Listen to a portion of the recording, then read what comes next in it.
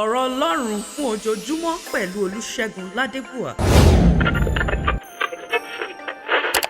Episteli ti Pọ́ọ̀lù Àpọ́stélì ti àwọn ará Kólósè orí 3. Ẹ̀mẹ́ bàbá ẹ má mú àwọn ọmọ mẹ́bínú ó má bàa di ọbọ wọn arẹ́wẹ̀sì. Ẹ̀mẹ́ ọmọ ọ̀dọ̀ kíkẹ́ máa gbọ́tọ̀ wọn gàrún ẹ nípa tara ní dédé irun. Èèṣì nínú àròjù ṣe gẹ́gẹ́ bí ọmọ olùṣe kárímí wọn ti ń ṣe. Ṣùgbọ́n nínú òtítọ́ ònu nínú ìbẹ̀rù Ọlọ́run Olódùmarè. Orunkurun rẹ bá ń ṣe ẹ máa ṣe wọn tọkàntọkàn. Ẹ má ṣe bẹ́ẹ̀ nǹkan ọ̀fọ̀ tẹ́ ń ṣe rónìyàn. Kíkẹ́ ṣe bẹ́ẹ̀ nǹkan ọ̀fọ̀ Ọlọ́run Olódùmarè rẹ̀ ń ṣe wọn. Nítorí ọbọ lọ́wọ́ Ọlọ́run Olódùmarè ẹ ti máa gba èrè rún ẹ. Kúdà ọbọ Jésù Kristi Olódùmarè òun rẹ̀ ń sẹ́n. Àmọ̀ṣá ọ̀nìkanírè bá ń ṣe àìṣòdodo àgbá èrè àìṣòdodo rẹ̀ nítorí ọbọ èsòjú ṣàjú ònìyàn ọ̀dọ̀ Jésù Kristi Olódùmarè.